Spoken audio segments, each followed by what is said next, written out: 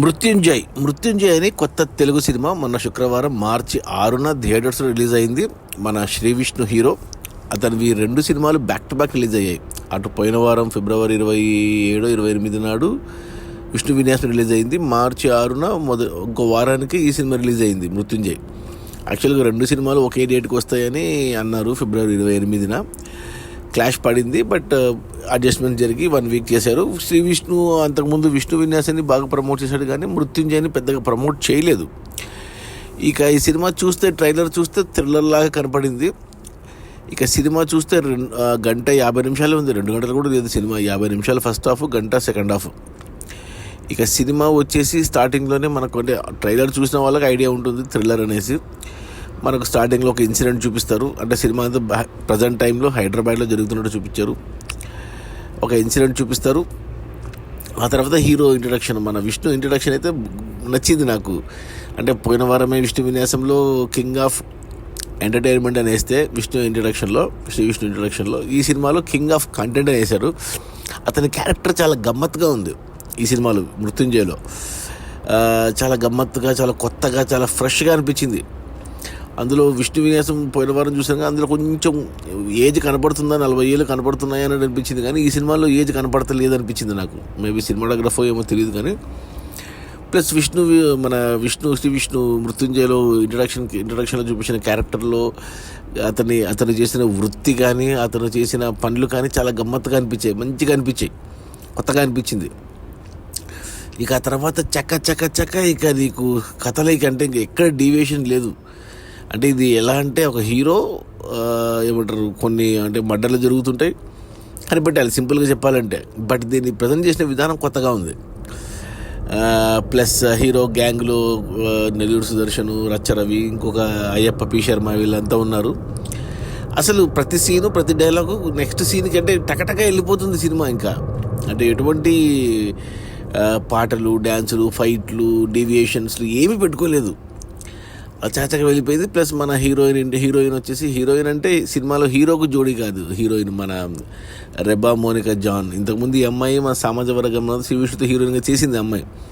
దీంట్లో మంచి క్యారెక్టర్ ఉంది ఆ అమ్మాయిది కూడా. ప్యారలల్గా అంటే పోలీసులు అంటే మర్డర్లు ఇన్వెస్టిగేట్ చేస్తుంటారు, మన హీరో ఇన్వెస్టిగేట్ చేస్తుంటాడు. అలా ప్యారలల్గా వెళ్ళిపోయింది, చక్కగా వెళ్ళిపోయింది.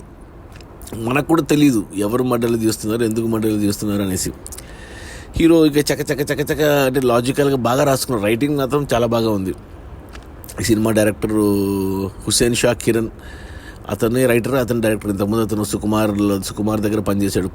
పుష్పకి డైరెక్టర్గా ఈటీవీ విన్లో వచ్చింది అనగానగానే ఒక మంచి సినిమా. అలా సో బాగా రాసుకున్నాడు, బాగా తీశాడు, బాగా ఎగ్జిక్యూట్ చేశాడు. అంతా హైదరాబాద్లో కొత్త లొకేషన్ హైదరాబాద్ని చాలా బాగా చూపించారు ఈ సినిమాలో. అలా ముందుకెళ్ళింది. ఇంటర్వెల్ ముందు మనకు తెలుస్తుంది ఎవరు అనేసి, విలన్ ఎవరు అని మనకు తెలుసు. హీరోకి తెలీదు, ఎవరికి తెలీదు, మనకు తప్ప, చూస్తున్న ఆడియన్స్ తప్ప ఎవరికి తెలీదు. ఈ విలన్ని కూడా చాలా స్ట్రాంగ్, కొత్త అబ్బాయి, నార్త్ ఇండియన్ అనుకుంటా, చాలా స్ట్రాంగ్గా చూపించారు విలన్. అంటే హీరో ఎంత తెలివిపరుడు, ఎంత ధైర్యవంతుడో, విలన్ని కూడా అంతే తెలివిపరుడుగా, అంతే ధైర్యవంతుడు చూపించారు. ఇక సెకండ్ హాఫ్ మొత్తం ఇక హీరో అంటే వెంటనే ఇంకా ఒక ఏమంటారు, విలన్కి హీరో ఇద్దరి మధ్యన cat and mouse game start అవుతుంది. సేమ్ నాకు జులై సినిమా గుర్తొచ్చింది. దాంట్లో కూడా అంతే, అల్లు అర్జున్ కానీ లేకపోతే సోను సూద్ కానీ ఎత్తుకు పై ఎత్తులు వేస్తుంటారు. ఆ తర్వాత అలాంటి సినిమాను కొద్దిగా సీరియస్గా ధృవ సినిమా వచ్చింది మనకు, రామ్ చరణ్ది. అండ్ విలన్గా చేసిన మన ఎవరు యాక్టర్ పేరు గుర్తు రావట్లేదు, రోజా హీరో అరవింద్ స్వామిది. అలా చాలా తెలివిగా చాలా బాగా వెళ్ళి సెకండ్ హాఫ్ గంట సేపు అలాగే వెళ్ళింది.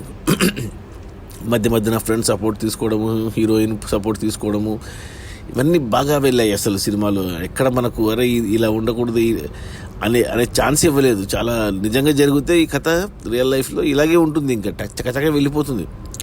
అంత బాగా రాసుకున్నారు, అంత బాగా ఎగ్జిక్యూట్ చేశారు సినిమా. సెకండ్ హాఫ్ కూడా ఎటొచ్చి నాకు ఒక్క ప్రీ క్లైమాక్స్లోనే ఏదైతే యాక్షన్ ఎపిసోడ్ ఉందో హీరోయిన్ది, ఆ యాక్షన్ ఎపిసోడ్ కొంచెం కమర్షియలైజ్ చేశారనిపించింది, సినిమాటిక్ లిబర్టీ తీసుకున్నారనిపించింది. బట్ మళ్ళీ క్లైమాక్స్ మంచి ఎండింగ్ ఇచ్చారు. క్లైమాక్స్ కూడా క్లైమాక్స్ కూడా బాగా అనిపించింది. నాకైతే నచ్చింది సినిమా, చాలా బాగా నచ్చింది సినిమా. అరే భలే ఉంది కదా సినిమా, ఎందుకు దాన్ని బాగా సరిగ్గా ప్రమోట్ చేసుకోలేదు, సరిగ్గా మంచిగా ప్రమోట్ చేసి ఉంటే చాలామంది చూసేవాళ్ళేమో సినిమాని. దానికి తోడు బ్యాక్ టు బ్యాక్ 2 వారాల్లో 2 సినిమాలు రావడం శ్రీ విష్ణుకి అది మైనస్ అయింది. ఒకటి కంప్లీట్ ఎంటర్టైనర్, ఒకటి కామెడీ సినిమా విష్ణు విన్యాసం, ఇది మృత్యుంజయ్ కంప్లీట్ థ్రిల్లర్తో పాటు మంచి ఎంటర్టైన్మెంట్ ఉంది, మంచి ఎంగేజింగ్గా ఉంది, మంచిగా అనిపించింది నాకు. కొద్దిగా గ్యాప్లో వచ్చింటే ఈ సినిమాలో ఒక 3 నెలల గ్యాప్లో వచ్చింటే 2 సినిమాలు హిట్ అయ్యేవేమో మరి సినిమా హిట్ ఫట్ పక్కన పెడితే నాకైతే సినిమా నచ్చింది. నేను చూసిన 2 సినిమాల్లో విష్ణు విన్యాసం అండ్ మృత్యుంజయ్ నాకు చాలా బాగా నచ్చింది. చాలా బాగా తీశారు. ఇక మైనస్లు అంటే ప్రతి సినిమాలో ఉంటే మైనస్లు అంటే పెద్ద మైనస్లు ఏం లేవు ఈ సినిమాలో. అక్కడక్కడ కొద్దిగా కన్వీనియంట్ రైటింగ్ కనపడింది. హీరో కొద్దిగా ఈజీగా విలన్ని కనుక్కోవడం, పట్టుకోవడం అనేది కొంచెం అక్కడక్కడ, నాట్ ఇన్ ఎవ్రీ సీన్. ఒక అపార్ట్మెంట్ ఇంటర్వెల్ బ్లాక్ ఒక అపార్ట్మెంట్ తీశారు, స్వాన్ లేక్ అపార్ట్మెంట్స్ అని, కూకట్పల్లి పోయే దారిలో ఉంటుంది అది నాకు తెలుసు. నా ఫ్రెండ్ అపార్ట్మెంట్ ఫ్లాట్ ఉంది అక్కడ. అది చూసి అరే భలే తీశారు ఇక్కడ అనిపించింది. జస్ట్ ఊరికే చెప్తున్నా